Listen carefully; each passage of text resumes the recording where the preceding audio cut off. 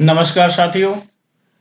आज के इस वीडियो में अपन नगरपालिका अधिनियम के चौथे चैप्टर की चर्चा करेंगे और इसमें अपन बेसिकली चौथा जो चैप्टर है उसमें सेक्शन 67 से लेकर 75 तक की अपन चर्चा करेंगे। इस वीडियो में अपन कंप्लीट चौथे चैप्टर की स्टडी करेंगे। तो देखो, चौथे चैप्टर की पहली बात, अध्याय 4 में किसका उल्लेख है? नगरपालिक संपत्ति का। तो पहला सवाल तो आपसे यही पूछ सकते हैं कि नगरपालिका अधिनियम के किस अध्याय में नगरपालिक संपत्ति का उल्लेख है? तो याद रखो, अध्याय 4 नगरपालिक संपत्ति का उल्लेख है। दूसरा, नगरपालिक संपत्ति का उल्लेख किन धाराओं में है? तो धारा 67 से 75 तक नगरपालिक संपत्ति का उल्लेख है। ठीक है, तो देखो यहाँ धारा 67 का जो टाइटल है वो आपको बॉक्स में दिया हुआ है, संपत्ति धारण व अर्जित करने की शक्ति। तो नगरपालिका में आपको पता है तीनों संस्थाएं हैं, नगरपालिक बोर्ड, नगर परिषद, नगर निगम। नगरपालिका शब्द का मतलब तीनों से हर जगह ये बता रहा हूं। तो इन तीनों संस्थाओं को संपत्ति धारण करने और अर्जित करने की शक्ति जो है वो किस धारा में है? 67 में। तो पहला सिंपल सवाल तो ये हो गया कि नगरपालिकाओं को संपत्ति धारण और अर्जित करने की शक्ति किस धारा में है? 67 में है। किस अध्याय में है? धारा 4 में है, अध्याय 4 में है। अब देखिए इसके संबंध में जो खास बात है, रीड आउट कीजिए इसको। प्रत्येक नगरपालिका को अधिनियम के उद्देश्य की पूर्ति के लिए, मतलब नगरपालिका अधिनियम 2009 में प्रत्येक नगरपालिका को, मतलब इन तीनों संस्थाओं को जो उद्देश्य पूरे करने की जिम्मेदारी दी गई है, उन उद्देश्यों की पूर्ति के लिए नगरपालिक क्षेत्र की सीमाओं के अंदर या बाहर, देखो ये नगरपालिका जो है वो अपनी संपत्ति केवल नगरपालिक क्षेत्र में ही अर्जित नहीं कर सकती, उसे बाहर भी कर सकती है। जैसे सीकर की नगर परिषद है, वो दिल्ली में भी अपनी संपत्ति अर्जित कर सकती है, या कहीं भी मतलब नगरपालिका अपनी संपत्ति अर्जित कर सकती है। तो नगरपालिक क्षेत्र की सीमाओं के अंदर और बाहर दोनों ही जगह क्या क्या कर सकती है? दान द्वारा, क्रय, दान और क्रय का मतलब खरीदना, या अन्य किसी भी तरीके से कोई भी जंगम, जंगम का मतलब होता है चल, ये मीनिंग ध्यान में रखना, जंगम का मतलब होता है चल, तथा स्थावर संपत्ति का मतलब होता है स्थिर संपत्ति या अचल संपत्ति। स्थावर का मतलब अचल और जंगम का मतलब चल संपत्ति, या ऐसी किसी संपत्ति में कोई हित अर्जित करने व उसे धारण करने की शक्ति है। तो देखो, कोई भी नगरपालिका अपने सीमाओं के भीतर या सीमाओं से बाहर दान द्वारा, क्रय द्वारा या अन्य किसी तरीके से कोई भी चल या अचल संपत्ति धारण कर सकती है। और यदि अपने नाम से कोई संपत्ति अर्जित नहीं करती है तो किसी भी संपत्ति में अपना हित या जो हिस्सा है वो धारण करने की शक्ति नगरपालिका को है। ये बात ध्यान में रखना। तो नगरपालिका की सीमाओं के भीतर और बाहर दान द्वारा, क्रय द्वारा या अन्य किसी तरीके द्वारा या तो अपने नाम से कोई संपत्ति अर्जित कर सकती है या किसी और के नाम से अर्जित की जाने वाली संपत्ति में अपना हित या अनुपात या हिस्सा रख सकती है। क्वेश्चन का फॉर्मेट देखिए इसमें, धारा 67 के अधीन संपत्ति धारण करने के संबंध में नगरपालिका के लिए सही कथन नहीं है। देखो धारा 67 के अंदर संपत्ति धारण करने के मामले में तो पहला देखिए, नगरपालिका चल एवं अचल मतलब जंगम और स्थावर संपत्ति को अर्जित एवं धारित कर सकती है। सही बात है, चल अचल दोनों कर सकती है।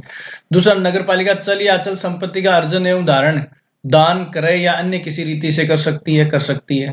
तीसरा, संपत्ति केवल नगरपालिक क्षेत्र में अर्जित एवं धारित की जा सकती है। ये बात गलत हो गई, नगरपालिक क्षेत्र से बाहर भी अर्जित कर सकती है। चौथा, संपत्ति नगरपालिक क्षेत्र के भीतर या बाहर कहीं भी अर्जित एवं धारित की जा सकती है। तो इसमें क्या पूछा है? असत्य कथन पूछा है। तो असत्य कथन इसका कौन सा हो गया? इसका असत्य कथन हो गया ये तीसरा। देखो, संपत्ति केवल नगरपालिक क्षेत्र में अर्जित नहीं कर सकती, नगरपालिक क्षेत्र से बाहर भी संपत्ति अर्जित कर सकती है। तो इस सवाल का उत्तर हो गया ये। सेक्शन में सारी चीज आपको एक्सप्लेन की हुई है। फिर देखिए धारा 68 में 68 में क्या है? संपत्ति का निहित होना या संपत्ति किस में निहित होगी? Wasting of property.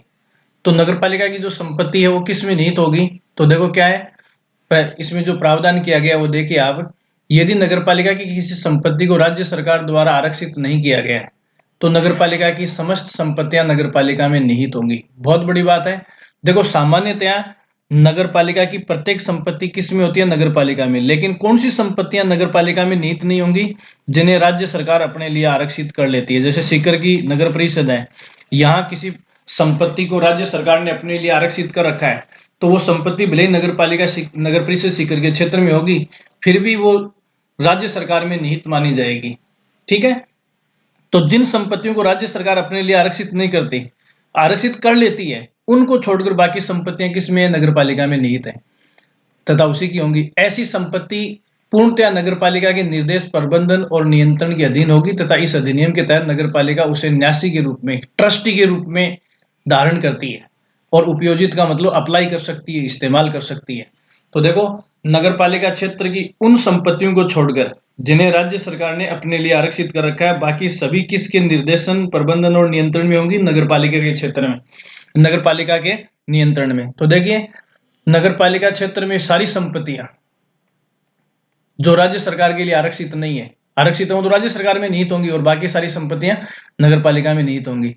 तो देखो, कौन कौन सी संपत्तियां? समस्त निहित सार्वजनिक भूमि, जो सार्वजनिक भूमि जो राज्य सरकार के लिए आरक्षित नहीं, वो सारी नगरपालिका में निहित मानी जाएगी। दूसरा, नगर या कस्बे के किसी सार्वजनिक प्रकोटे, यदि कोई चार दीवारी में है, कोई द्वार, दरवाजा, बाजार, वधशाला मतलब बूचड़ खाना, कसाई जहां जानवरों को काटते हैं, खाद एवं विष्टा के डिपो तथा नगरपालिका निधि से निर्मित सभी सार्वजनिक भवन, तो ये सारे किस में निहित होंगे? नगरपालिका में निहित होंगे। सभी सार्वजनिक भूमियां, लेकिन इनमें देखो वो नहीं आएंगे जो राज्य सरकार में निहित हैं या राज्य सरकार ने अपने लिए आरक्षित कर रखे हैं, ठीक है। दूसरा है, सभी सार्वजनिक तालाब, जलधाराएं, जलाशय, कुंड, झरने, जल सेतु, नलिकाएं, सुरंग, पाइप, पंप, पुल, भवन, इंजन, संक्रम का मतलब वर्क्स, निर्मित निर्माण कार्य तथा इनसे संबंधित सामग्री और वस्तुएं किसी सार्वजनिक तालाब या कुएं से संलग्न ऐसी भूमि जो किसी की निजी संपत्ति ना हो। तो सार्वजनिक कुआं और कुएं से जुड़ी हुई जो भूमि किसी की निजी नहीं है, ये सारी की सारी किस में निहित मानी जाएंगी? नगरपालिका में निहित मानी जाएंगी। फिर और क्या माना जाएगा नगरपालिका में निहित? किसी मार्ग के पार्श्व में, मतलब किसी रास्ते के साइड में या बगल में या मार्ग के नीचे समस्त सार्वजनिक नालियां, तो रास्ते के आजू बाजू में या रास्ते के नीचे से जितनी भी नालियां हैं, मल नालियां हैं, जल सरणियां, सुरंगें और पुलिया और जल मार्ग, ये सभी किस में निहित माने जाएंगे? ये भी नगरपालिका में निहित संपत्ति ही मानी जाएगी। फिर सार्वजनिक उद्यान, बाग, जिसमें चौक एवं खुली जगह भी शामिल है, जितने भी सार्वजनिक स्थान है वो सारे के सारे नगरपालिका में निहित माने जाएंगे। लेकिन कौन से नहीं? जो राज्य सरकार ने अपने लिए आरक्षित कर रखे हैं। उस अपवाद को हर जगह ध्यान में रखोगे। नगरपालिका क्षेत्र की नदियां, जलधाराएं या तालाब पर स्थित सभी जल घाट, तो अगर किसी प्रकार का जल घाट नगरपालिका के जुरिस्डिक्शन में आता है तो वो भी नगरपालिका में निहित माना जाएगा। फिर वे सभी सरकारी भूमियां जो राज्य सरकार द्वारा नगरपालिका में निहित की जाए। तो देखो, ये भी ध्यान रखना कि नगरपालिका के क्षेत्राधिकार में जो भूमि है उनमें तो भूमि जो है वो राज्य सरकार में निहित होती है, और उस भूमि में से कौन सी भूमि नगरपालिका में निहित होगी? जिसे राज्य सरकार नगरपालिका में निहित कर देती है, चाहे वे नगरपालिका क्षेत्र के भीतर हो या बाहर हो, ठीक है। तो नगरपालिका में केवल वो भूमियां निहित होंगी जो राज्य सरकार नगरपालिका में निहित कर देती है। फिर सभी सार्वजनिक लैंपों के खंभे, ये जो लाइटिंग, स्ट्रीट लाइटिंग होती है उनकी बात है। सार्वजनिक लैंपों के खंभे तथा उनसे संबंधित समस्त उपकरण किस में निहित होंगे? नगरपालिका में निहित होंगे। फिर आगे देखिए, समस्त सरकारी भवन, नगरपालिका को दान या अन्य तरीके से अंतरित की गई समस्त निजी भूमियां, अगर कोई व्यक्ति अपनी निजी भूमि नगरपालिका को अंतरित करता है तो वो भी नगरपालिका में निहित संपत्ति मानी जाएगी। इसके अलावा किसी विशेष विधि द्वारा शासित होने वाले सार्वजनिक स्थानों को छोड़कर अगर किसी पब्लिक पैलेस के मामले में विशेष कानून सरकार ने बना रखा है तो उन सार्वजनिक स्थानों को छोड़कर सारे सार्वजनिक स्थान जो मर्त शरीरों के निवर्तन के लिए होते हैं, जैसे मर्त पशुओं को डालने की भूमियां, तो शमशान घाट, कब्रिस्तान, मरे हुए जानवरों को डालने के लिए जितने भी स्थान है जिनको प्रशासित करने के लिए अलग से कोई कानून नहीं है, तो वो सारे के सारे स्थान किस में निहित माने जाएंगे? नगरपालिका में निहित माने जाएंगे। तो देखो, जानवरों के शरीर या आदमियों के शरीरों को डिस्पोज करने के जितने भी सार्वजनिक स्थान है जो किसी विशेष विधि द्वारा शासित नहीं हो रहे हैं, तो वो सारे के सारे किस में माने जाएंगे? नगरपालिका में निहित माने जाएंगे। फिर देखो, सार्वजनिक स्थानों पर या जल मार्गों पर या संग्रहित किए जाने वाले सभी प्रकार के ठोस अपशिष्ट जिनमें मृत पशु एवं पक्षी भी शामिल हैं, तो सार्वजनिक स्थानों पर जितने भी मतलब या रास्तों पर जितने भी जानवरों के मरे हुए शरीर हैं वो सब किसके माने जाएंगे? नगर पालिका के माने जाएंगे। देखो इसमें आप समझेंगे, जैसे बाजार के अंदर नगर पालिका क्षेत्र में कोई जानवर मर गया, उसको नगर पालिका की गाड़ी से ऐसे स्थान पर डाल दिया जाता है जहां अक्सर मरे हुए शवों को डाला जाता है। फिर वहां से हड्डियां और खाल वगैरह के लिए हर साल जो टेंडर देती है, उन जानवरों के शरीर से जो खाल और हड्डियां हैं उनके लिए जो ठेके छोड़ती है वो नगर पालिका छोड़ती है। क्यों छोड़ती है? क्योंकि इन मरे हुए शरीरों के ऊपर किसका हक है? नगर पालिका का हक है। और इनको उठाने की जिम्मेदारी भी किसकी है? नगर पालिका की है। तो देखो किसी भी सार्वजनिक स्थान पर कोई जानवर है, मार्ग पर है, तो यहाँ से या तो कोई ठोस कचरा उठाते हैं, जैसे अपनी गलियों से कचरा उठा के ले जाते हैं, तो वो किस में निहित है? उस कचरे का हक किसके पास है? नगर पालिका के पास। कोई मृत शरीर है पशु पक्षी का, उस पर भी किसका हक है? नगर पालिका का है। ठीक है, सभी भटके हुए जानवर जो किसी प्राइवेट व्यक्ति के नहीं है। तो जैसे आवारा जानवर घूमते हैं, सांड कुत्ते, समझ गए, तो ये सारे के सारे किसके हैं? नगर पालिका के माने जाएंगे। इसीलिए जैसे किसी शहर में आवारा कुत्ता किसी को काट लेता है, सांड किसी को मार लेता है, तो इस संबंध में नगर पालिका के विरुद्ध कंपनसेशन के लिए वाद दायर किया जा सकता है, क्योंकि ये जानवर जो हैं या जानवर रूपी जो संपत्ति है वो किस में निहित मानी जाएगी? नगर पालिका में निहित मानी जाएगी। तो कौन कौन सी संपत्तियां हैं जो नगर पालिका में निहित होंगी वो मैंने आपको बताया है। फिर आगे देखिए, इस सेक्शन को या इस धारा को एक्सप्लेन करने के लिए नीचे एक नोट लिखा हुआ है, इसको आप ठीक से देखेंगे। यदि राज्य सरकार किसी सामान्य या विशेष आदेश द्वारा यदि राज्य सरकार किसी सामान्य या विशेष आदेश द्वारा किसी सरकारी भूमि को नगरपालिका में निहित करती है, तो राज्य सरकार राजपत्र में अधिसूचना जारी कर पुनर्ग्रहित कर सकेगी, तथा ऐसी निम्न दो परिस्थितियों में राज्य सरकार कर सकेगी। यहाँ देखो सीधी सी बात क्या है कि मैंने अभी आपको बताया कि सामान्यतया भूमि राज्य सरकार के कब्जे में होती है, और उस भूमि को राज्य सरकार चाहे तो राजपत्र में अधिसूचना द्वारा किसी नगरपालिका को सौंप सकती है, और जरूरत पड़ती है तो उस अगर राज्य सरकार ने नगरपालिका को कोई भूमि दी है तो वापस राजपत्र में अधिसूचना द्वारा नगरपालिका से उस भूमि को वापस भी ले सकती है। लेकिन ऐसा कितनी परिस्थितियों में? केवल दो परिस्थितियों में किया जा सकता है। कौन सी परिस्थितियां हैं? यदि जांच में यह पाया जाता है कि नगरपालिका ने ऐसी भूमि का कुप्रबंधन किया है। देखना, अगर नगरपालिका को राज्य सरकार ने कोई जमीन दी है और नगरपालिका उसका मिसमैनेजमेंट कर रही है, तो इस आधार पर राज्य सरकार राजपत्र में अधिसूचना जारी कर उस जमीन को वापस ले सकती है, रिज्यूम कर सकती है। रिज्यूम का मतलब क्या होता है? ये देखो, पुनर्ग्रहित, वापस ले सकती है, रिज्यूम कर सकती है। रिज्यूम का मतलब वापस लेना। और ऐसी भूमि को पुनर्ग्रहित करना लोकहित में है, तो या तो कुप्रबंधन कर रही है नगरपालिका तो ले सकती है, या फिर एक बार नगरपालिका को जो भूमि राज्य सरकार ने दे दी उसका वापस राज्य सरकार द्वारा अपने कब्जे में लेना या अपने अधीन लेना लोकहित में है, तो या तो कुप्रबंधन हो रहा तब ले सकती है, या उसका वापस पुनर्ग्रहण करना क्या है? लोकहित के लिए जरूरी है। तो इन दो आधारों पर कर सकती है, तीसरे आधार पर नहीं कर सकती। ठीक है। ये सेक्शन 68 का जो है वर्णन है। इसमें 68 में मैंने आपको संपत्ति का नगरपालिका में निहित होना, कौन सी संपत्ति नगरपालिका में निहित नहीं होगी, या राज्य सरकार एक बार नगरपालिका को संपत्ति हैंडओवर कर देती है तो उसको रिज्यूम कब कर सकती है, वापस कब ले सकती है, किन आधारों पर ले सकती है, ये सारी बातें सेक्शन 68 में अपन ने चर्चा की है। फिर 68A ये धारा, ये इंपॉर्टेंट है। इसमें आपको ध्यान ये रखना है कि ये धारा जो है 68A जो है वो 2021 में जोड़ी गई है। ये उपधारा राजस्थान विधि द्वितीय संशोधन अधिनियम 2021 द्वारा जोड़ी गई है। देखो ये नगरपालिका अधिनियम का संशोधन नहीं है, राजस्थान विधि संशोधन, मतलब राजस्थान की सभी विधियों का एक साथ संशोधन किया गया था दूसरी बार 2021 में। उस टाइम ये सेक्शन जो है वो नगरपालिका अधिनियम में जोड़ी गई थी। क्या है? देखो ये भूमि है, ये मात्रा नहीं है, भूमि का नगरपालिका में निहित होना और उसका व्यन। तो जो कौन सी भूमि जो है नगरपालिका में निहित होगी और उसका व्यन का मतलब वो इस्तेमाल कर सकती है, उपयोग कर सकती है, अप्लाई कर सकती है। इस संबंध में क्या दिया गया है? देखो, राजस्थान भू राजस्व अधिनियम 1956, ये ध्यान रखना, राजस्थान भू राजस्व अधिनियम किस वर्ष पारित हुआ? 1956 में। इंपॉर्टेंट है, राजस्थान भू राजस्व अधिनियम 1956 के अधीन किसी स्थानीय प्राधिकारी के पास वैन के लिए रखी गई नजूल भूमि के अलावा जैसे ही कोई भूमि नगरपालिका अधिनियम की धारा 5 के अधीन नगरपालिका में सौंप दी गई है। देखो, नजूल भूमि वो होती है जिसे आवास के लिए या रिहायशी उद्देश्य से तय किया गया है। तो आवासीय भूमि है ये नजूल भूमि, जहां मतलब निवास किया जाता है।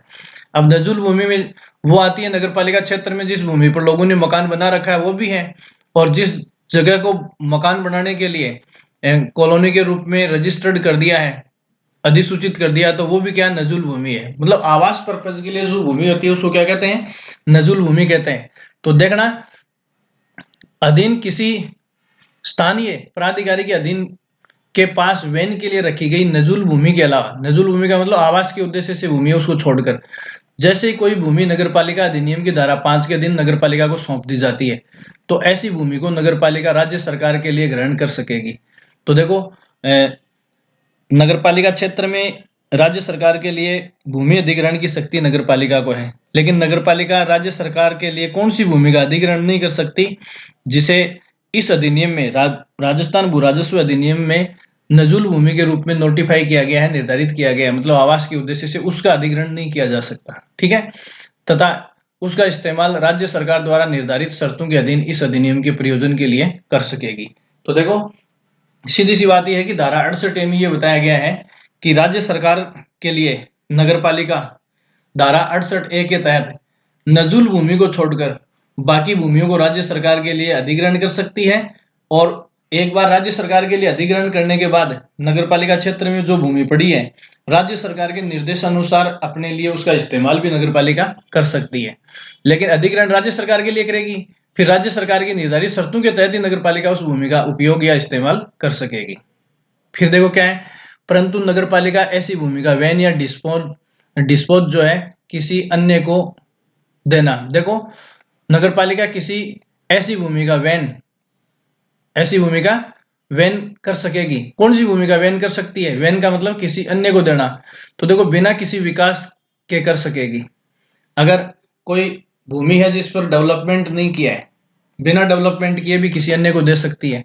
फिर कोई विकास करवाकर उसे किसी योजना के तहत दे सकती है।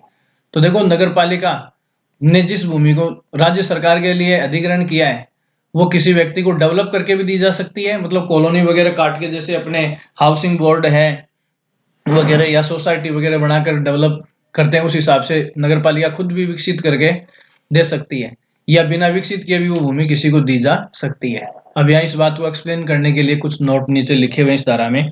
पहला है, नगरपालिका में निहित ऐसी भूमि का विकास या तो नगरपालिका के द्वारा करवाया जा सकता है। कौन सी भूमि? नगरपालिका में निहित कोई भूमि है, उसका विकास या तो नगरपालिका स्वयं कर सकती है या फिर नगरपालिका के नियंत्रण एवं पर्यवेक्षण में करवाया जा सकता है। मतलब नगरपालिका खुद उस भूमि को विकसित कर सकती है। विकसित करने का मतलब सड़क बनाना, उसकी लेवलिंग करना, बिजली पानी की व्यवस्था करना, ये होता है। तो या तो खुद कर सकती है या अपनी निगरानी में किसी से करवा सकती है। किसी से मतलब किसी ठेकेदार से करवा सकती है, किसी फर्म या कंपनी से करवा सकती है। दूसरा, नगरपालिका में निहित किसी भूमि को विकास प्राधिकरण या नगर सुधार न्यास के द्वारा किसी प्रकार के विकास के कार्य की अपेक्षा की जाए तो राज्य सरकार राजपत्र में अधिसूचना द्वारा ऐसी भूमि को राज्य सरकार किसी विकास प्राधिकरण, नगर सुधार न्यास, राज्य सरकार के किसी विभाग को सौंपी जा सकती है। तो देखो, यदि नगरपालिका ना तो खुद करती है उसका विकास और ना अपने पर्यवेक्षण में किसी से करवाती है, तो यहाँ देखो, नगर सुधार न्यास जैसे अपन नगर परिषद और नगर निगम क्षेत्र में नगर सुधार न्यास है, जैसे जयपुर विकास प्राधिकरण है, सीकर यूआईटी है, ऐसे उदाहरण होते हैं। तो ऐसी संस्थाओं से भी राज्य सरकार राजपत्र में अधिसूचना करके, तो जैसे सीकर में यूआईटी है, तो यूआईटी कौन सी भूमि को डेवलप करेगी? उसी भूमि को डेवलप करेगी जिससे डेवलप करने के लिए सीकर यूआईटी के लिए राज्य सरकार जो है राजपत्र में अधिसूचित कर देगी। लेकिन ऐसा कब होगा? जब नगरपालिका उसको खुद ना तो विकसित करती है, ना अपने पर्यवेक्षण में विकसित करवाती है। फिर तीसरा, नगरपालिका द्वारा अर्जित या राज्य सरकार द्वारा अर्जित कर नगरपालिका के अंतरित समस्त भूमि का वैन नगरपालिका द्वारा उस रीति से किया जाएगा जो समय समय पर विहित की जाए। तो देखो, जिस भूमि को नगरपालिका खुद अर्जित करती है या राज्य सरकार अर्जित करती है, उसका वैन का मतलब है उसे इस्तेमाल या अप्लाई कैसे करेगी या किसी और को कैसे दिया जा सकता है। इस संबंध में एक साथ कुछ नहीं कहा जा सकता। ये वैन के संबंध में राज्य सरकार समय समय पर जो नियम जारी करेगी, उन नियमों के तहत ही उस भूमि को वैन किया जा सकता है।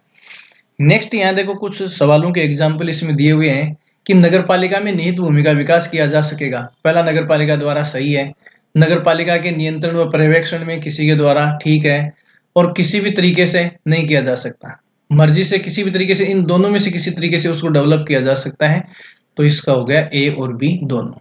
फिर नेक्स्ट देखिए, राज्य सरकार राजपत्र में अधिसूचना द्वारा नगरपालिका में निहित भूमि को सौंपा जा सकता है। तो देखो किसको सौंप सकती है, किसी विकास प्राधिकरण को मतलब यूआईटी को, किसी नगर सुधार न्यास को, या राज्य सरकार के किसी विभाग को। ये तीनों शब्द ऊपर पढ़ाए तो इनमें तीनों में से किसी को भी डेवलपमेंट के लिए सौंप सकती है। देखो राज्य सरकार राजपत्र में अधिसूचना द्वारा नगरपालिका में निहित भूमि को किसे सौंप सकती है, इन तीनों में से किसी को भी सौंप सकती है। जैसे जयपुर में जेडीओ को सौंप सकती है, सीकर में यूआईटी को सौंप सकती है, या राज्य सरकार के किसी डिपार्टमेंट को। डिपार्टमेंट का मतलब जैसे पीडब्ल्यूडी डिपार्टमेंट को डेवलपमेंट के लिए सौंप सकती है। तो किसी विभाग को, किसी प्राधिकरण को, किसी सुधार न्यास को सौंपा जा सकता है विकसित करने के लिए। तो ये इस प्रकार से ये धारा 68A में जो प्रावधान है ये कब से है, 2021 से। राजस्थान द्वितीय विधि संशोधन अधिनियम द्वारा ये प्रावधान किए गए, ये ध्यान रखना। 68A सीधा सवाल है कि धारा 68A किस वर्ष जोड़ा गया है, 2021 में। कौन से कानून द्वारा, राजस्थान विधि द्वितीय संशोधन अधिनियम 2021 द्वारा जोड़ा गया, ये सवाल इंपॉर्टेंट है। फिर देखिए सेक्शन 69 की अपन बात करते हैं। सेक्शन 69 का हेडिंग देखो, करार, विनिमय पट्टा, अनुदान आदि के जरिए नगरपालिका द्वारा संपत्ति का अर्जन। तो देखो किसी एग्रीमेंट या करार के द्वारा, किसी एक्सचेंज मतलब पट्टे के द्वारा, अनुदान या ग्रांट के द्वारा नगरपालिका द्वारा संपत्ति का अर्जन। तो देखो नगरपालिका धारा 69 के तहत संपत्ति का अर्जन किन किन तरीकों से कर सकती है, एक बार फिर देखना। यहां मैंने स्टार्टिंग में आपको जो बताया है, नगरपालिका संपत्ति को किन किन तरीकों से अर्जित कर सकती है, दान द्वारा, क्रय द्वारा या अन्य किसी तरीके से, 67 में। और यहाँ अभी मैं आपको 69 में जो बता रहा हूं वो क्या है, नगरपालिका करार, विनिमय पट्टा और अनुदान के जरिए किसी संपत्ति को अर्जित कर सकती है। तो देखो नगरपालिका अपने स्वयं द्वारा अनुमोदित शर्तों और राज्य सरकार के पूर्व अनुमोदन से निम्न कार्य कर सकेगी। तो देखो नगरपालिका धारा 69 के तहत जिस संपत्ति का अर्जन करेगी उसके लिए पहले उसे राज्य सरकार से अनुमोदन लेना होगा, और राज्य सरकार के अनुमोदन से नगरपालिका करार के द्वारा किसी संपत्ति को अर्जित कर सकती है, विनिमय के द्वारा कर सकती है, भाड़े या पट्टे के द्वारा कर सकती है। तो इनमें थोड़ा सा एक बार रीड आउट कर लो। कोई स्थावर मतलब अचल संपत्ति, स्थावर संपत्ति या अचल संपत्ति और संपत्ति को प्रभावित करने वाला कोई सुखाधिकार अर्जित कर सकेगी। देखो सुखाधिकार किसको कहते हैं, जैसे रास्ता सुखाधिकार में आता है, अपन अपने घर की खिड़की से रोशनी लेने के लिए ये सुखाधिकार है, ठीक है। अपने भवन तक पानी और बिजली की लाइन लाने के लिए जो फैसिलिटी चाहिए वो सुखाधिकार में है। तो अपनी संपत्ति को ठीक से अपन इस्तेमाल करें उसके लिए जो भी फैसिलिटी है वो सारी किस में आती है, सुखाधिकार में। तो करार के द्वारा कोई भी सुखाधिकार अर्जित कर सकती है, जैसे रास्ता, रोशनी आदि। विनिमय तो कोई भी संपत्ति अर्जित कर सकेगी। विनिमय का मतलब है एक्सचेंज। तो नगरपालिका किसी को अपनी संपत्ति देकर किसी की निजी संपत्ति के साथ एक्सचेंज कर सकती है। भाड़े या पट्टे के द्वारा तो कोई स्थावर संपत्ति ले सकती है, किसी से भी नगरपालिका भाड़े या पट्टे पर ले सकती है। नोट देखिए, नगरपालिका करार एवं पट्टे के द्वारा कोई स्थावर संपत्ति ले सकती है। देखो पट्टे की बात है और करार की बात है, तो करार और पट्टा जो है वो केवल अचल संपत्ति के लिए कर सकती है। ध्यान रखना, अचल संपत्ति के लिए केवल करार और पट्टा है, जबकि विनिमय द्वारा चल और अचल दोनों प्रकार की संपत्ति ले सकती है एक्सचेंज के जरिए। तो देखिए इस नोट को आगे पढ़ना। करार एवं पट्टे के द्वारा स्थावर संपत्ति ले सकती है। सुखाधिकार केवल करार द्वारा अर्जित किया जा सकता है। सुखाधिकार केवल किससे, करार द्वारा अर्जित किया जा सकता है, जबकि विनिमय द्वारा चल और अचल संपत्ति अर्जित कर सकती है। ये सारी वही बातें ऊपर वाली, इन तीनों बातों का कंक्लूजन है, इनका निष्कर्ष है। तो देखो स्थावर संपत्ति ले सकती है, ए में दे दिया करार द्वारा, बी में पट्टे द्वारा, सी में करार और पट्टे द्वारा, दोनों द्वारा, हो गए। और दूसरा इसमें देखो प्रश्न दिया हुआ है, नगरपालिका किसी अचल संपत्ति से जुड़े सुखाधिकार को प्राप्त कर सकती है। सुखाधिकार केवल करार द्वारा आ सकता है, अचल संपत्ति, करार और इन तीनों से आ सकता है, विनिमय से भी आ सकता है। देखो विनिमय में संपत्ति चल और अचल दोनों है। तो देखो अचल संपत्ति जो है ये नगरपालिका अचल संपत्ति इन तीनों तरीकों से ले सकती है। अचल संपत्ति तीनों तरीकों से ले सकती है, सुखाधिकार केवल करार द्वारा लिया जा सकता है, ठीक है, ये आपको ध्यान में रखना है। फिर देखो नगरपालिका चल एवं अचल संपत्ति दोनों प्रकार की संपत्ति को अर्जित कर सकती है। तो देखो दोनों प्रकार की संपत्ति के लिए मैंने यह बताया, ये देखो चल और अचल संपत्ति केवल किसके द्वारा, केवल विनिमय एक्सचेंज आदान प्रदान के जरिए कर सकते हैं। तो इसका उत्तर हो गया केवल विनिमय द्वारा। फिर इसको एक्सप्लेन करने के लिए नीचे एक नोट देखिए, नगरपालिका अपने कर्तव्यों के निर्वहन हेतु किसी भी दानदाता से कोई अनुदान या समर्पण, चाहे वह आम आदमी से किसी भी रूप में हो, प्राप्त कर सकेगी। तो देखो अनुदान या समर्पण, सरेंडर, जैसे नगरपालिका को कोई व्यक्ति अपनी भूमि का सरेंडर करना चाहता है, नगरपालिका सरेंडर करवा सकती है। कोई ग्रांट या अनुदान देना चाहता है तो नगरपालिका ऐसा ले सकती है। तथा ऐसा अनुदान जंगम या स्थावर संपत्ति की किसी भी संपत्ति का हो सकता है। तो देखो नगरपालिका को कोई व्यक्ति अनुदान देना चाहता है या समर्पण देना चाहता है तो किसका कर सकता है, तो यहाँ आपको ध्यान में रखना है चल और अचल दोनों संपत्तियों का अनुदान और समर्पण दोनों हो सकते हैं। ठीक है, फिर देखिए दूसरी बात इसमें एक्सप्लेन करनी है, नगरपालिका के लिए निम्न दो अधिनियमों के तहत किसी न्यास का हितग्राही या बेनिफिशियरी होना विधिपूर्ण है। तो देखो नगरपालिका ट्रस्टी होती है अपनी संपत्ति की, तो इस पर कौन से दो अधिनियम लागू होते हैं नगरपालिका के लिए, पूर्त एवं धार्मिक न्यास अधिनियम। इनको छोड़ सकते हो आप, ज्यादा इंपॉर्टेंट नहीं है, एक बार रीड आउट करके छोड़ देना, कोई स्पेशल सवाल नहीं है। ठीक है, फिर देखो अभी मैंने 68 के नीचे 68A 2021 में जोड़ा है और 69 के नीचे 69A जो है ये सेक्शन भी 2021 में जोड़ा गया है द्वितीय विधि संशोधन अधिनियम द्वारा। ठीक है, तो देखो इसमें क्या है, 69A में 2021 में क्या प्रावधान किया गया है, ये संशोधन इंपॉर्टेंट है आपको। 2021 में क्या है, कुछ भूमियों में अधिकारों के अभ्यर्पण मतलब सरेंडर की स्वीकृति और पूर्ण स्वामित्व का पट्टा जारी किया जाना, यहाँ बहुत इंपॉर्टेंट चीज है, इस बात को आप समझेंगे।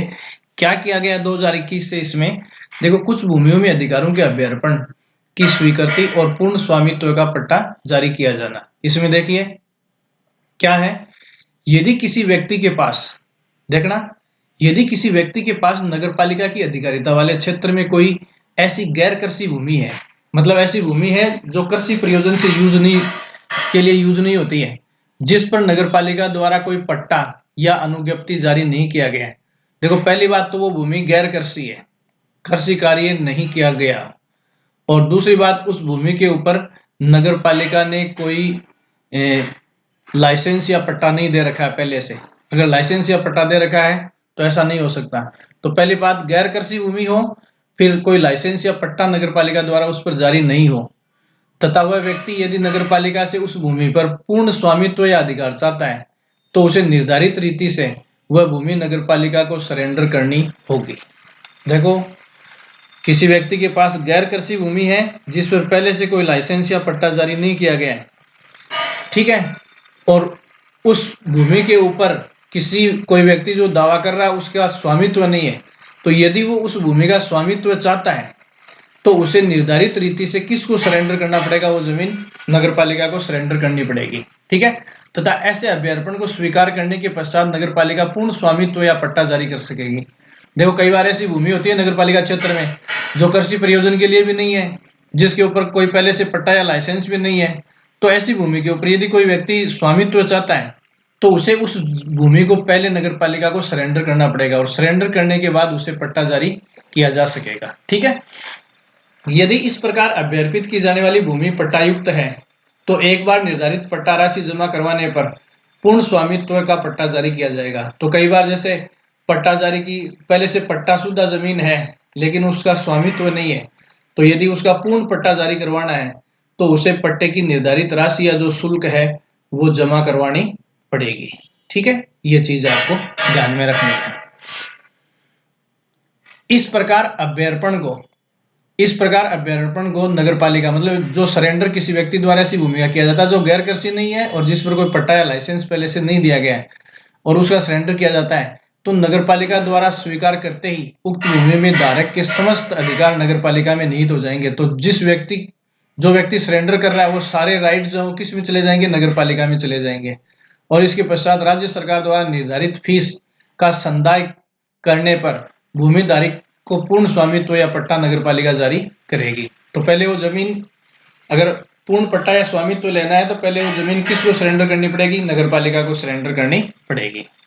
फिर देखिए इस प्रकार जारी किया जाने वाला पूर्ण स्वामित्व पट्टा उन सभी प्रसंविदाओं एवं विलंगम किसको कहते हैं? भूमि से जुड़े हुए दायित्व है। जैसे कोई लोन ले रखा है किसी से कोई उधारी ले रखी, विलंग भूमि से जुड़े हुए दायित्व के अधीन होगा जो नगरपालिका द्वारा अभ्यर्पण की स्वीकृति से पहले मौजूद थे।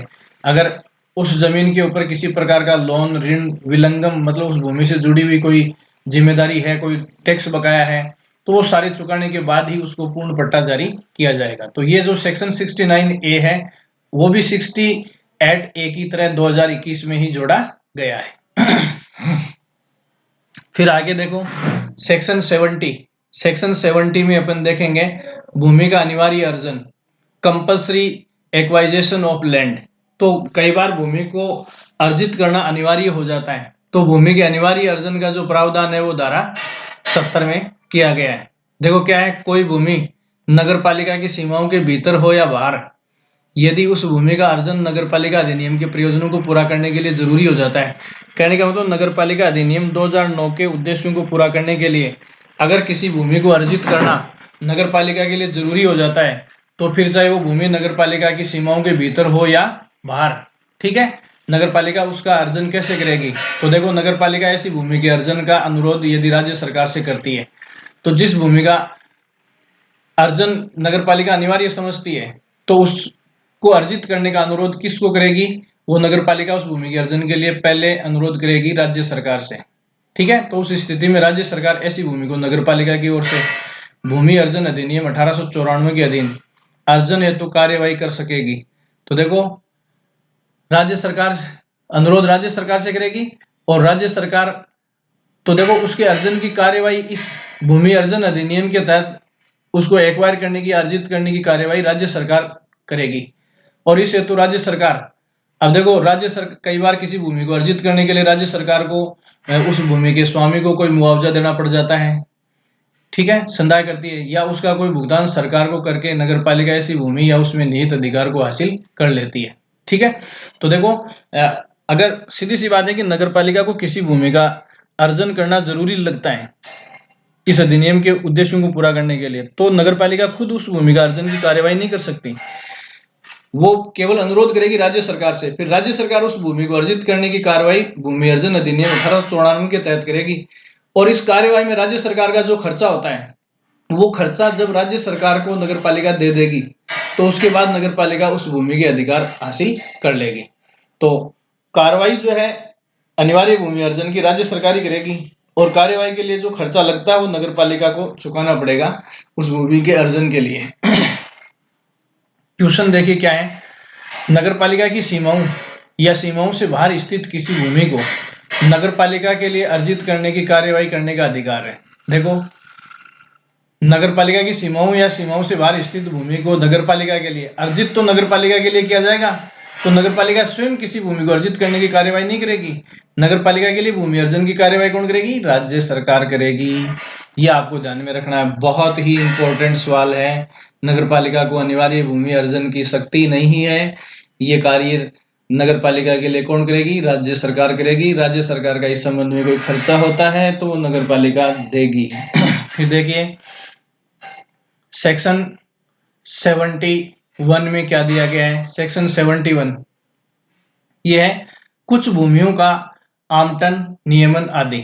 तो देखो राजस्थान विधियां संशोधन अधिनियम 2012 द्वारा प्रतिस्थापित, इससे पहले धारा 71 में कुछ और बातें थी, इसको संशोधित करके या रिप्लेस किया गया पहले वाली को।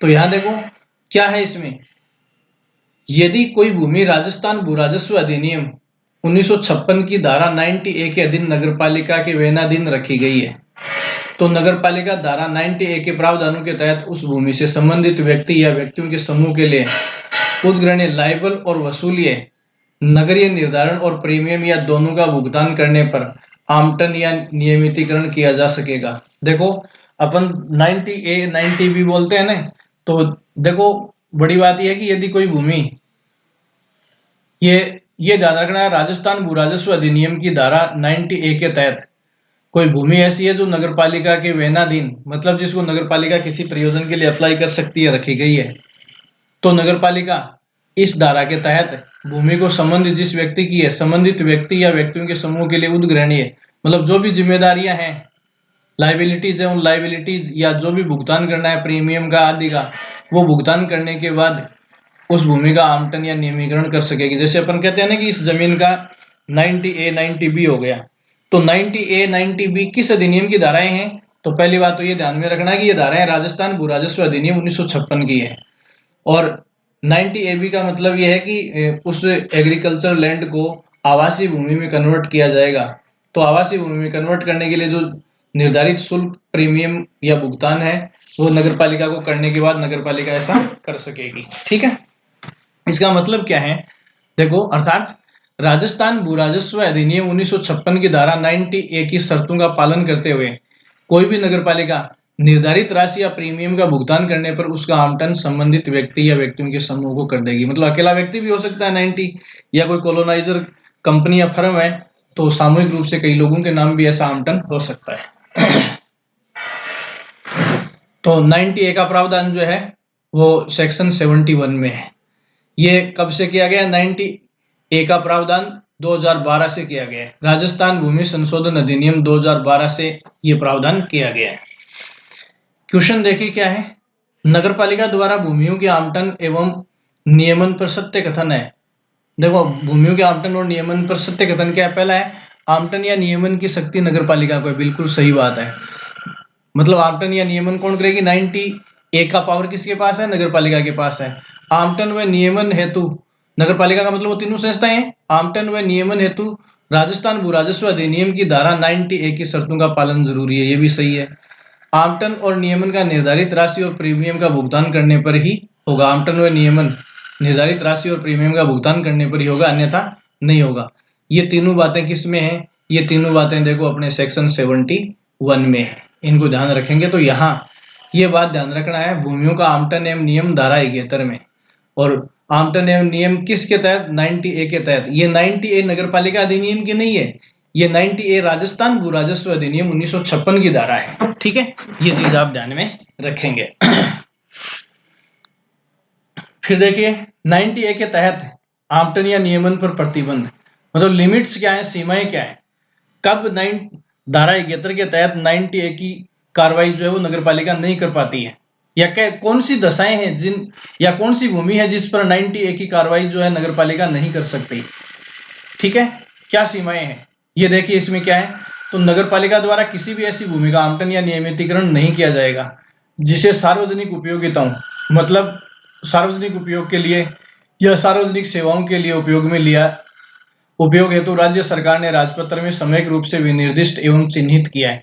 कहने का मतलब ऐसी भूमि जिसे कभी राज्य सरकार ने राजपत्र में अधिसूचित करके सार्वजनिक उपयोगिताओं या सेवाओं के लिए निर्धारित कर दिया है, चिन्हित कर दिया है, उस भूमि का नगरपालिका आवंटन और नियमन धारा 71 के तहत या भू राजस्व अधिनियम 1956 की धारा 90A के तहत आवंटन या नियमन नहीं करेगा। जैसे इसमें एग्जाम्पल है उद्यान के लिए, पार्क के लिए, पौधशाला या नर्सरी के लिए, सिविल या सैन्य विमानन, जैसे कोई हवाई अड्डा, हवाई पट्टी बनाने के लिए फिक्स कर रखा है, बस अड्डा, परिवहन टर्मिनल, रेलवे, सार्वजनिक सड़क, राजमार्ग, फुटपाथ, मल प्रवाह, जल प्रदाय, विद्युत प्रदाय, मतलब टेलीफोन, बिजली, पानी की लाइनें हैं, अस्पताल, विद्यालय, शैक्षणिक संस्थान, विश्वविद्यालय, शमशान घाट या कब्रिस्तान के रूप में पहले से चिन्हित किया गया है। तो इन मामलों में जो चिन्हित भूमि है उसका 90A नगरपालिका नहीं कर सकेगी, ये इस पर प्रतिबंध है। तो कौन से स्थानों का? तो इन, सीधी सी बात है कि राज्य सरकार ने ये जो चीजें हैं इनके लिए किसी भूमि को अगर राजपत्र में अधिसूचित करके चिन्हित कर दिया है तो उन भूमियों का 90A नहीं किया जाएगा। ठीक है, नोट देखिए, धारा 71 के अधीन नगरपालिका आवंटन या नियमन के लिए जो भी प्रभार या शुल्क वसूल करती है तो उसे राज्य सरकार द्वारा निर्धारित नियमों के अनुसार राज्य सरकार की संचित निधि में या नगरपालिका की निधि में जमा करवाया जाएगा। देखो, जिस जमीन का 90A कर रही है नगरपालिका करती है, ये मैंने बता दिया, और 90A किसी भूमि का करने के एवज में किसी भी प्रकार का शुल्क, प्रीमियम या भुगतान नगरपालिका लेती है तो वो भुगतान या वो राशि या तो राज्य सरकार की संचित निधि में जाएगी या नगरपालिका की निधि में जाएगी। इसके अलावा किसी भी फंड में उसे नहीं जमा करवाया जा सकता। तो जो चार्ज लिया जाता है 90A का वो कहाँ जा सकता है? पहली बात राज्य सरकार की संचित निधि में जा सकता है, दूसरी बात नगरपालिका की निधि में जा सकता है। ठीक है, नेक्स्ट आप देखिए सेक्शन 72 इसमें देखिए नगर पालिका संक्रमण कार्य होते हैं। संक्रम और कार्य एक ही चीज है। नगर पालिका के कार्यों के निष्पादन हेतु राज्य सरकार द्वारा नियुक्त अधिकारियों द्वारा संविदा ऐसे कार्यों के लिए संदाय। देखो दोबारा देखना, नगर पालिका के कार्यों को पूरा करने के लिए राज्य सरकार, देखो नगर पालिका अधिकारियों की भर्ती नहीं करती है। अधिकारियों की भर्ती कौन करती है? राज्य सरकार। और राज्य सरकार द्वारा भर्ती किए गए अधिकारी हैं वही नगर पालिका के कार्यों के लिए इस्तेमाल किए जाते हैं। तो देखो अधिकारियों द्वारा संविदा या ऐसे कार्य के लिए संदाय, तो कोई भी कार्य राज्य सरकार के अधिकारी या कर्मचारी नगर पालिका के लिए करते हैं तो उसका पेमेंट नगर पालिका को ही करना पड़ेगा। इस संबंध में यह अधिनियम क्या कहता है? देखिए, नगर पालिका की ओर से किसी कार्य को करने के लिए राज्य सरकार यदि किसी व्यक्ति या किसी अधिकारी को नियुक्त करती है, मतलब नगर पालिका कार्य करने के लिए कोई अधिकारी या कर्मचारी अपॉइंट करती है राज्य सरकार, तो वह राज्य सरकार के नियंत्रण में रहते हुए एक निश्चित सीमा तक की राशि के लिए संविदाएं कर सकेगा जो नगर पालिका के लिए आवश्यक हो। तो नगर पालिका के लिए आवश्यक कॉन्ट्रैक्ट वो आदमी कर सकता है।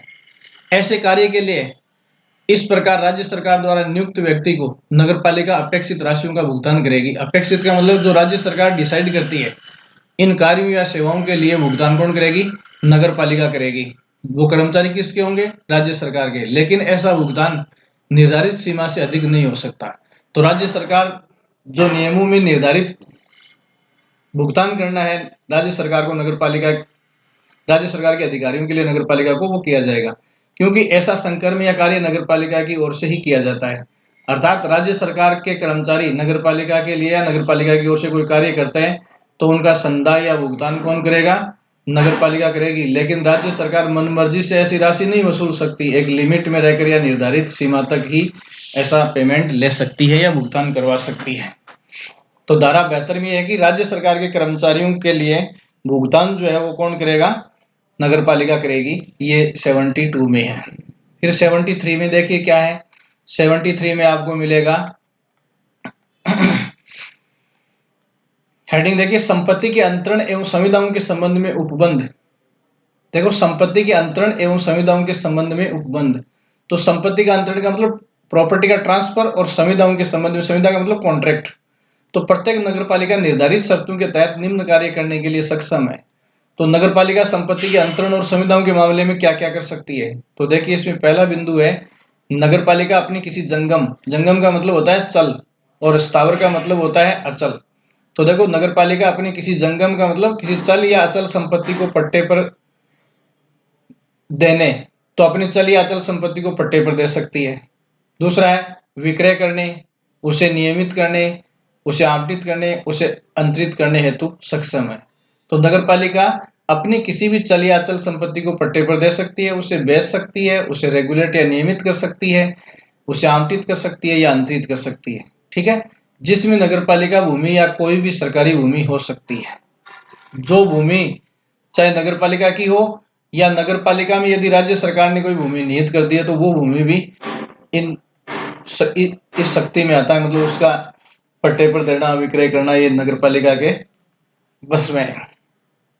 नेक्स्ट, इस अधिनियम के प्रावधानों के अनुकूल उन समस्त संविधाओं को करने या उनका पालन करने हेतु सक्षम है जो इस अधिनियम के प्रयोजन के लिए आवश्यक है। तो नगरपालिका अधिनियम 2009 के उद्देश्यों को पूरा करने के लिए जो शक्तियां उसे सौंपी गई है या जो कार्य सौंपे गए उनका पालन करने के लिए दी गई शक्तियों का इस्तेमाल नगरपालिका कर सकती है। फिर देखो परंतु का मतलब क्या है। देखो ऊपर जो पट्टा अंतरण नियमन बताया, परंतु का मतलब अपवाद है, मतलब कौन से पट्टे अंतरण या नियमन पर कौन सी जो है प्रतिबंध लगाया गया है। तो देखो ऐसा पट्टा अंतरण नियमन या आवंटन या अंतरण या संविदा नगरपालिका पर तभी बाध्यकारी होगा जब वह अधिनियम के उपबंधों के अधीन हो। तो देखो नगरपालिका कोई पट्टा अंतरण या नियमन की कार्रवाई करती है तो उसमें नगरपालिका तभी बाउंड होगी जब वो कार्यवाही या इनमें से किसी की भी कार्यवाही नगरपालिका अधिनियम के प्रावधानों के अधीन हो। ठीक है, फिर देखिए किसी भी सरकारी भूमि का ऐसा पट्टा विक्रय, नियमन, आवंटन या अंतरण की संविदा तब तक मान्य नहीं होगी जब तक इसे सक्षम प्राधिकारी द्वारा प्रमाणित नहीं कर दिया जाता। तो देखो जो भी सरकारी भूमि नगरपालिका के पास है उसका कोई भी पट्टा विक्रय, नियमन, आवंटन या अंतरण तब तक नहीं होगा जब तक राज्य सरकार द्वारा नियुक्त प्राधिकारी द्वारा उसे हस्ताक्षरित या प्रमाणित नहीं कर दिया जाता। ठीक है, ये प्रतिबंध है उसके ऊपर। फिर देखो, यदि नगरपालिका ऐसा पट्टा विक्रय आवंटन अंतरण किसी समूह मतलब ग्रुप हाउसिंग या नगरीय परियोजनाओं जैसे हाउसिंग बोर्ड की परियोजनाएं आती हैं हेतु करती है।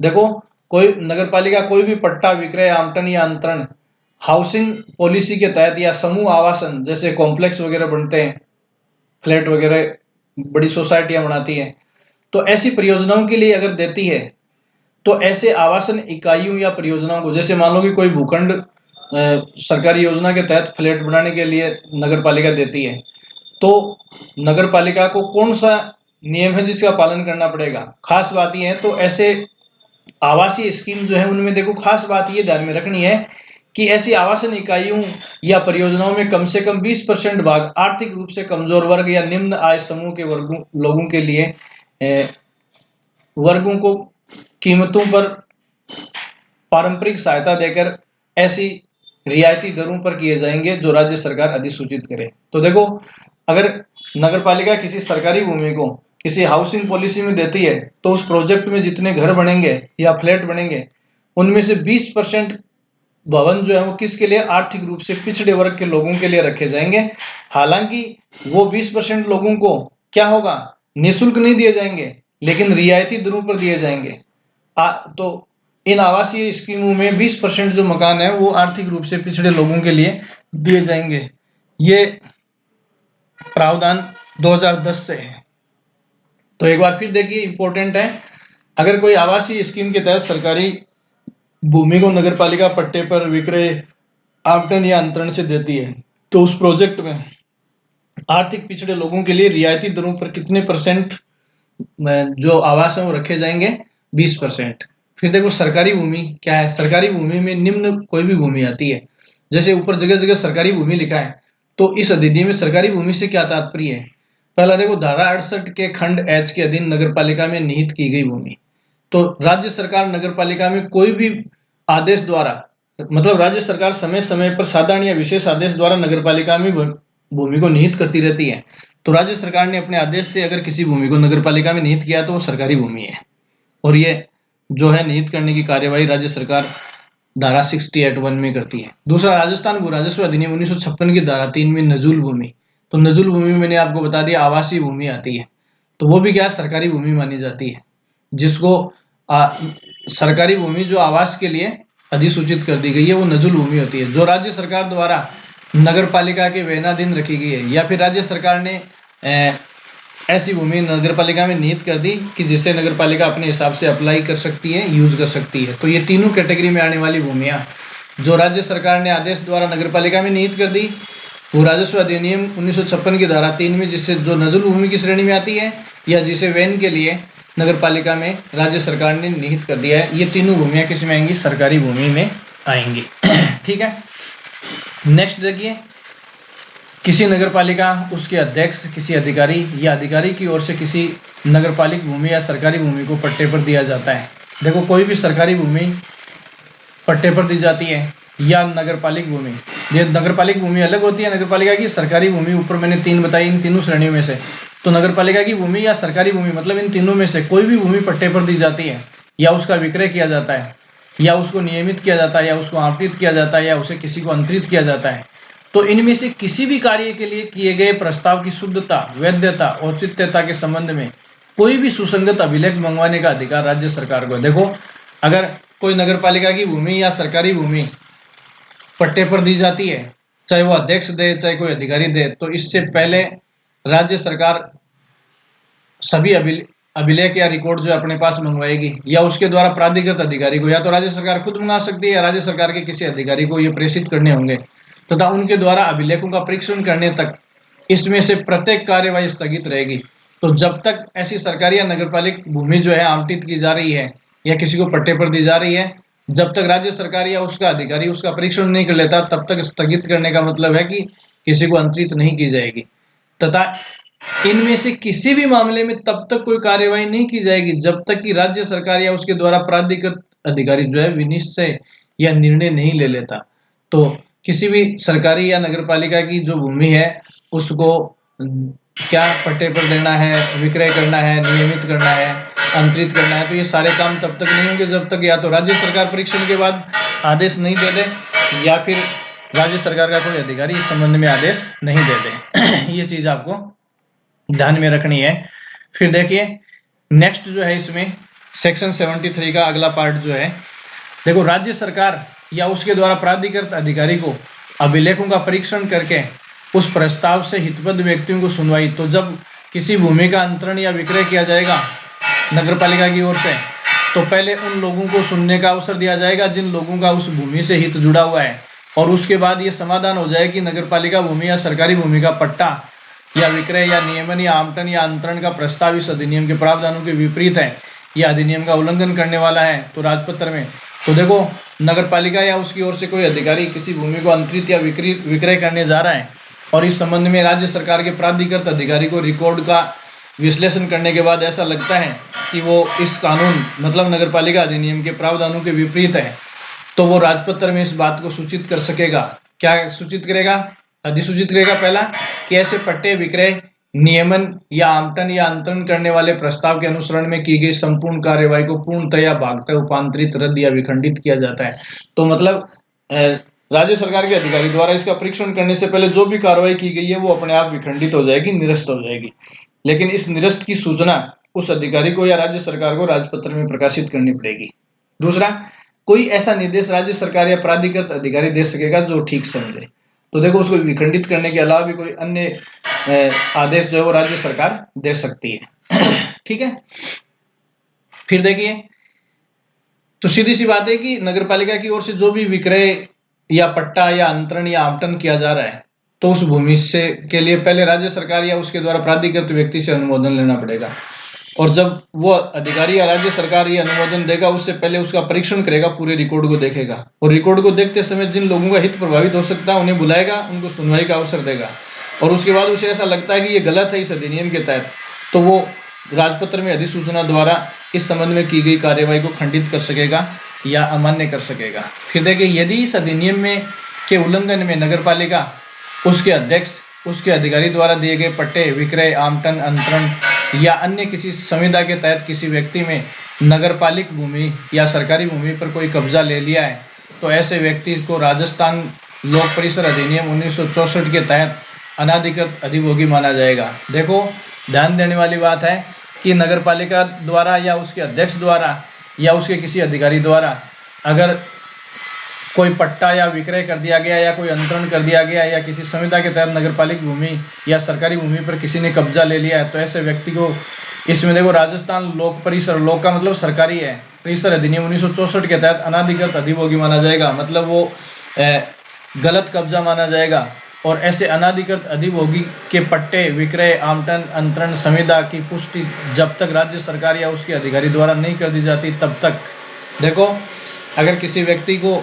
गलत तरीके से ये सब कार्य किए गए हैं तो राज्य सरकार या उसका प्राधिकृत अधिकारी इसका अंतिम फैसला करने तक क्या कर सकेगा? बेदखल कर सकेगा, मतलब उस जगह से निकाल सकेगा, या उपयोग या अधिभोग के लिए उस किराए या संदाय के लिए उत्तरदायी होगा जो इस अधिनियम के तहत है। तो देखो अगर कोई अनाधिकृत कब्जा रखता है सरकारी भूमि पर या नगरपालिका की भूमि पर, तो उसे या तो राज्य सरकार का प्राधिकारी उसको बेदखल कर देगा, और बेदखल नहीं करता है तो जिस स्थिति से वो अपना निर्णय देगा उस स्थिति से उससे किराया वसूला जाएगा उस व्यक्ति से। ठीक है, ये चीज आपको ध्यान में रखनी है। फिर देखिए यदि राज्य सरकार या उसके द्वारा प्राधिकृत व्यक्ति द्वारा ऐसे पट्टे, विक्रय, आवंटन, अंतरण, संविदा की पुष्टि नहीं की जाती है, मतलब अभिलेख या रिकॉर्ड से आवंटित भूमि का आवंटन, अंतरण, संविदा ये सब गलत पाया जाता है, तो उस स्थिति में नगरपालिका, उसके अध्यक्ष या अधिकारी ने ऐसे व्यक्ति मतलब अनाधिकृत अधिभोगी से जो भी प्रतिफल प्राप्त किया है वह बेदखल किए जाने वाले व्यक्ति को परिदत्त करेंगे, मतलब वापस लौटाएंगे। तो देखो यहाँ सिंपल सी बात क्या है, इस सेक्शन में सुनेंगे आप, अब पूरा समझाता हूँ। नगरपालिका ने या उसके किसी अधिकारी ने अगर कोई गलत आवंटन किया है, अंतरण किया है या किसी से संविदा की है और इसके एवज में किसी व्यक्ति से पैसा ले लिया है, तो जिस व्यक्ति ने पैसा दिया है वो तो उस भूमि का अनाधिकृत अधिभोगी माना जाएगा, और यदि अनाधिकृत अधिभोगी माना जाएगा इसका मतलब उसको वहां से निष्कासित किया जाएगा। लेकिन उस व्यक्ति ने नगरपालिका को जो पैसा दिया है, वो पैसा या तो नगर पालिका को दिया है, या उसके अध्यक्ष को दिया है, या उसके किसी अधिकारी को दिया है, तो वो पैसा उसे वापस देकर बेदखल किया जाएगा। तो यहाँ देखिए दो महत्वपूर्ण बातें हैं। धारा 71 में भूमियों का आवंटन और नियमन है। यहाँ मैंने आपको 90A की बात बताई है। अंतर वाली बात देखना, धारा 71 में आवंटन और नियमन, और धारा 73 में संपत्ति के अंतरण एवं संविदाओं के संबंध में उपबंध किए गए। तो ये सेक्शन 73 में मैंने कुछ महत्वपूर्ण चीजें जो है आपको बताई है। फिर देखो 73 के नीचे 70A सेक्शन जोड़ा गया है, ये 2017 में जोड़ी गई है। क्या है? अंतरण का स्वामित्व या पट्टा धारण पर आधारित होना। देखो अंतरण का स्वामित्व या पट्टा धारण पर आधारित होना, transfer to be on freehold और लीज होल्ड बेसिस। तो इस संबंध में देखो क्या है, धारा 71 एवं धारा 73 के अधीन भूमि का प्रत्येक अंतरण या तो पूर्ण स्वामित्व पर आधारित होगा या फिर पट्टा आधारित होगा। तो देखो किसी व्यक्ति के पास, पहली बात धारा 71 और 73 को मैंने आपको बताया, तो धारा 71 में तो मैंने आपको बताया कि पूर्ण स्वामित्व व्यक्ति के पास कब होगा, और दूसरा धारा 73 में मैंने पट्टाधारित। तो किसी व्यक्ति के पास स्वामित्व दो तरीके से हो सकता है। स्वामित्व कितने तरीके से हो सकता है? या तो उसके पास स्वामित्व हो सकता है किसके माध्यम से, या तो उसके पास स्वामित्व हो सकता है देखो अंतरण या तो पूर्ण स्वामित्व पर आधारित होता है। अंतरण जो है या तो पूर्ण स्वामित्व पर आधारित होता है या पट्टे पर आधारित होता है। कहने का मतलब है कि हम किसी को भूमि अंतरित करेंगे, या तो उसको पूर्ण स्वामित्व प्रदान करेंगे और या उसको हम पट्टा देंगे। इसके अलावा यदि किसी के कब्जे में कोई भूमि है तो वो अनाधिकृत अधिभोगी है, तो या तो अपने पास, अगर अपन विधिक अधिभोगी होना चाहते हैं तो या तो हमारे पास स्वामित्व होना चाहिए या हमारे पास उसका क्या होना चाहिए, पट्टा होना चाहिए। तो देखो भूमि का अंतरण जिस पर आधारित होता है तो या तो स्वामित्व पर आधारित होगा या पट्टे पर आधारित होगा, कब्जे पर आधारित नहीं हो सकता, कब्जा अवैध भी हो सकता है। तो देखो इसमें हो गया उत्तर चौथा। देखिए भूमि का अंतरण जिस पर आधारित होता है, स्वामित्व या पट्टे पर, दोनों में से किसी पर भी हो सकता है। फिर दूसरा देखिए, पट्टे के आधार पर विकृत या आवंटित, यदि पट्टे के आधार पर या पट्टे के आधार पर किसी को हम भूमि का विक्रय करते हैं, आवंटन करते हैं, नियमन करते हैं, या अन्यथा अंतरित किसी भूमि को निर्धारित शर्तों का पालन एवं संदाय पेमेंट करके पूर्ण स्वामित्व भूमि के रूप में संप्रवर्तित करवाया जा सकेगा। तो देखिए सीधी सी बात है कि भूमि का पूर्ण स्वामित्व जो है वो किस आधार पर करवाया जा सकेगा, या तो अंतरण के माध्यम से, और अंतरण किस तरीके से हो सकता है, या तो स्वामित्व के माध्यम से या पट्टे के माध्यम से हो सकता है। फिर देखिए यहाँ पूर्ण स्वामित्व का अर्थ, पूर्ण स्वामित्व का अर्थ दाय और अन्य संक्रामण के अधिकार सहित शाश्वत रूप से भूमि का धारण करने से लिया जाता है। देखो पूर्ण स्वामित्व क्या है, तो यहाँ देखो दाय का मतलब क्या है, अगर किसी व्यक्ति ने किसी भूमि का पूर्ण स्वामित्व ले लिया तो दाय का मतलब है कि वो उसके वंशजों में आगे पीढ़ी दर पीढ़ी संक्रमित होता रहेगा। इसको बोलते हैं शाश्वत रूप में होता है। ये शाश्वत का मतलब है कि एक बार किसी व्यक्ति के पास पूर्ण स्वामित्व आ गया तो उसके उत्तराधिकारियों में वो स्वतः आनुवंशिकी के हिसाब से अंतरित होता रहेगा। फिर देखो ये 73B, तो देखिए यहाँ ये 2021 में है, तो यहाँ एक बार फिर एक जगह करेंगे 68A, ठीक है, 69A, इन सबको एक साथ करेंगे। उसके बाद मैंने आपको बताया 73B। 73A पहले का है 12 का, 73B, ये तीनों धाराएं कब जोड़ी गई हैं, एक साथ करेंगे। 68A, 69A और 73B ये 14 अप्रैल 2021 से लागू हुआ है। तो इसमें 73B में क्या किया गया है, 73B में देखो आवंटन का प्रतिसरण, मतलब जो भूमि आवंटित हो गई है किसी को, उसको वापस कैसे लिया जा सकता है, और पट्टा विलेख का रद्दीकरण। तो देखो किसी को जमीन आवंटित कर दी गई है, उसको वापस लेने के संबंध में क्या प्रावधान है, किसी को लीज दे दिया है, पट्टा कर दिया है, तो उसको पट्टे को कैसे रद्द किया जा सकता है। तो देखो आवंटित भूमि और पट्टाकृत भूमि का निरस्तीकरण कैसे होगा, इस संबंध में जो उल्लेख है वो किस में है, सेक्शन 73B में। ये उल्लेख किस वर्ष किया गया है, 2021 में किया गया है। देखिए इसमें आपको क्या ध्यान में रखना है, इसमें जो महत्वपूर्ण आपको बात ध्यान में रखनी है वो ये है, यदि किसी भी समय नगरपालिका के पास ये विश्वास करने का कारण हो कि पट्टे या पूर्ण स्वामित्व के आधार पर भूमि का आवंटन तथ्यों के दुर्विपदेशन या मिथ्या दस्तावेजीकरण के आधार पर या दूसंधी करके या विधि का उल्लंघन करके प्राप्त किया है, तो कारणों को दर्शित करते हुए नोटिस आवंटन के प्रतिसंहरण या पट्टा विलेख के रद्दीकरण हेतु नगरपालिका देगी।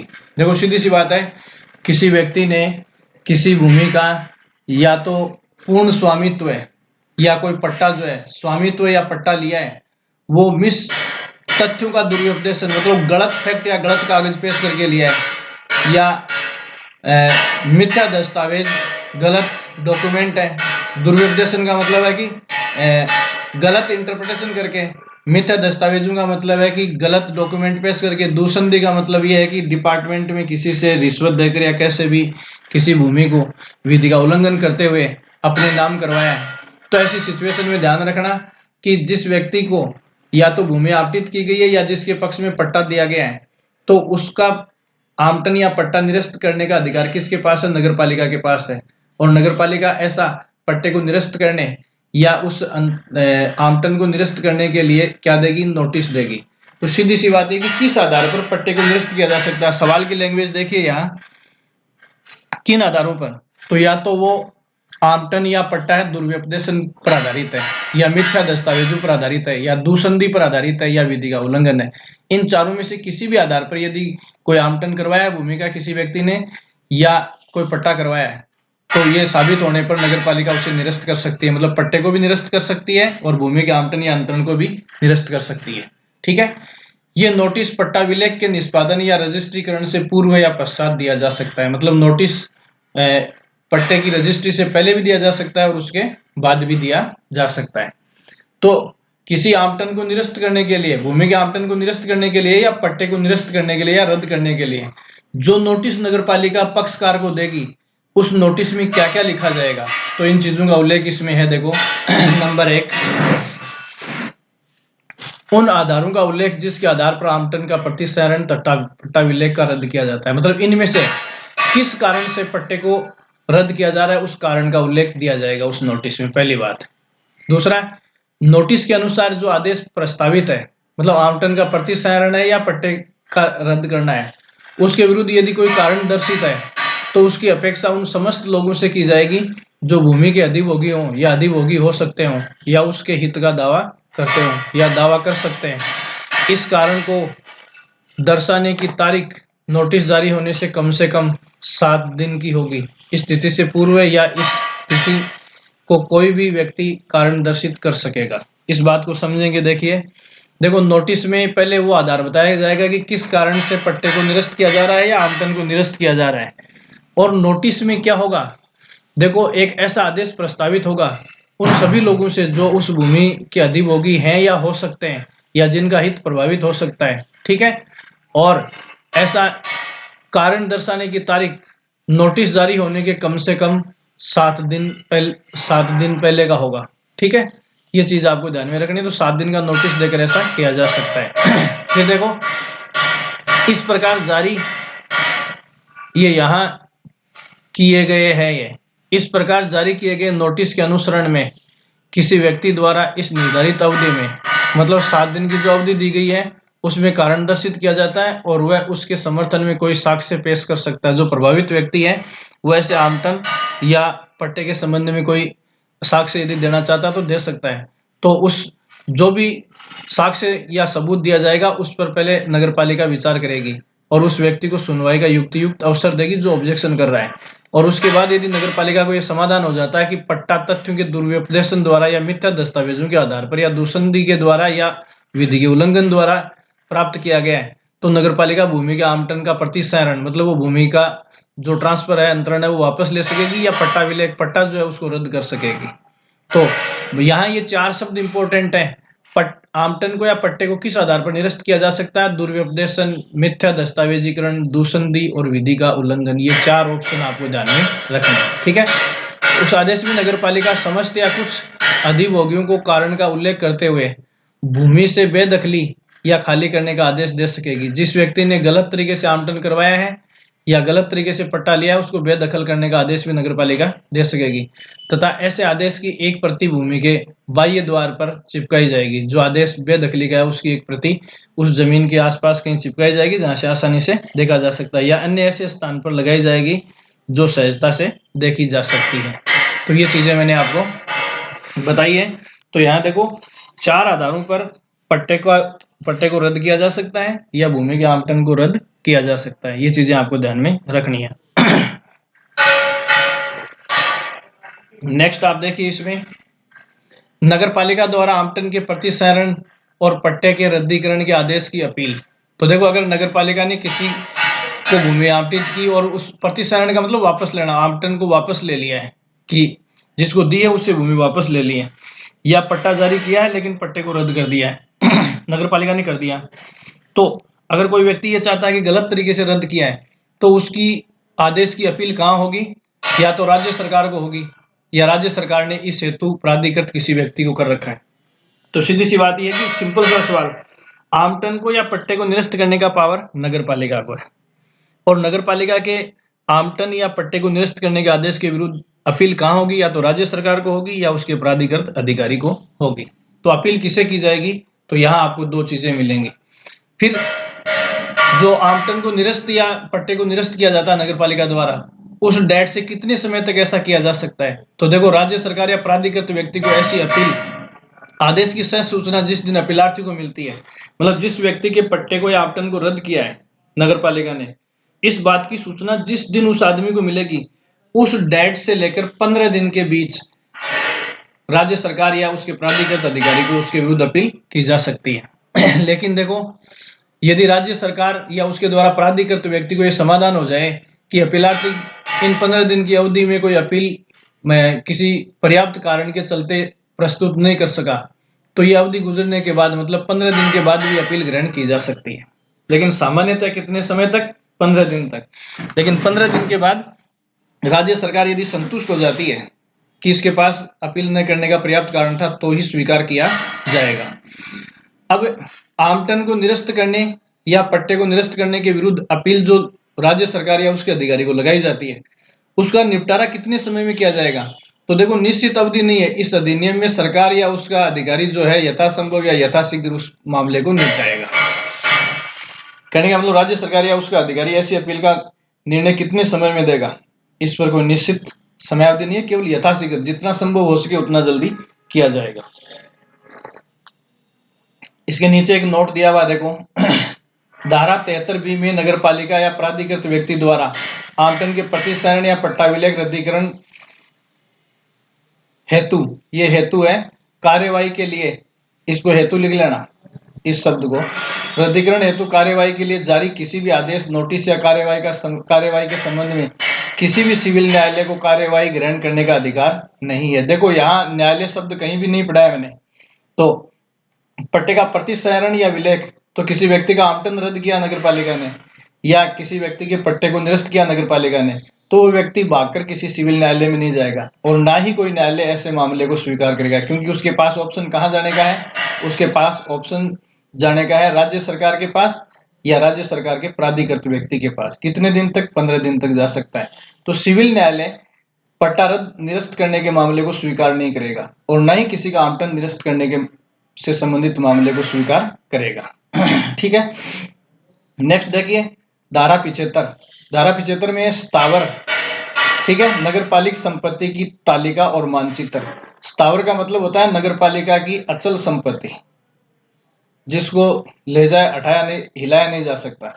नगरपालिका की अचल संपत्ति की तालिका और मानचित्र, मतलब एक तालिका का मतलब टेबल होगी और मानचित्र होगा।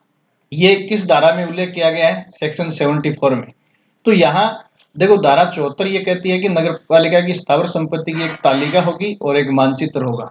इस संबंध में आपसे क्या पूछ सकते हैं? तो देखिए, इसमें नगरपालिका उन समस्त स्थावर संपत्तियों की एक तालिका और मानचित्र संधारित रखेगी। तो नगरपालिका के पास अपनी अचल संपत्तियों की एक लिस्ट होगी, तालिका का मतलब एक लिस्ट होगी, और उसका एक नक्शा होगा। ठीक है, ऐसी तालिकाएं एवं मानचित्र अधिनियम के प्रारंभ की तिथि से 1 वर्ष के भीतर नगरपालिका द्वारा निदेशक स्थानीय निकाय कार्यालय में जमा करवाने का प्रावधान किया गया है। तो देखो, नगरपालिका की स्थावर संपत्ति की तालिका और मानचित्र कहाँ नगरपालिका को जमा करवानी होगी? स्थानीय निकाय के डायरेक्टर, देखो ये राज्य सरकार में सचिवालय स्तर पर होता है निदेशक स्थानीय निकाय, उसको अपनी अचल संपत्ति की लिस्ट और उसका मानचित्र उसे सौंपना पड़ेगा। फिर इसके बाद ऐसी स्थावर संपत्ति की तालिका में होने वाले परिवर्तन, एक बार जैसे नगर पालिका ने अपनी स्थावर संपत्ति की लिस्ट और मैप डायरेक्टर स्थानीय निकाय को, लोकल बॉडीज को या निदेशक स्थानीय निकाय को, ये सब ध्यान रखना, निदेशक स्थानीय निकाय को एक बार लिस्ट दे दी और मानचित्र दे दिया, और इन फ्यूचर उस अचल संपत्ति की लिस्ट में या मानचित्र में किसी प्रकार का परिवर्तन होता है, तो वो परिवर्तन जो है समय समय पर करने की जिम्मेदारी किसकी है, ये है, ये ध्यान रखना है। अगर जब जब भी नगर पालिका की अचल संपत्ति में किसी प्रकार का संशोधन होता है, उसकी लिस्ट में किसी प्रकार का या नक्शे में किसी प्रकार संशोधन होता है, तो उस संशोधन को निदेशक स्थानीय निकाय को दर्ज करवाने की जिम्मेदारी किसकी है, मुख्य नगरपालिका अधिकारी की है। यह सवाल इंपॉर्टेंट है, मुख्य नगरपालिका अधिकारी ऐसे संशोधन को दर्ज करवाएगा तथा वह इस संबंध में एक वार्षिक विवरण तैयार करेगा। कहने का मतलब कि मुख्य नगरपालिका अधिकारी संपत्ति, अचल संपत्ति की लिस्ट और नक्शे के मामले में हर साल रिकॉर्ड तैयार करेगा और उसे नगरपालिका के समक्ष रखवाएगा।